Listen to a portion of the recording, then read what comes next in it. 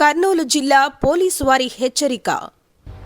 ఎవరైనా మిమ్మల్ని digital arrest చేస్తామని బెదిరిస్తే నమ్మకండి. అసలు డిజిటల్ అరెస్ట్ అనేది చట్టంలో లేనేలేదు. అది ఒక అబద్ధం. డిజిటల్ అరెస్ట్ అనేది సైబర్ నేరంలో ఒక భాగం.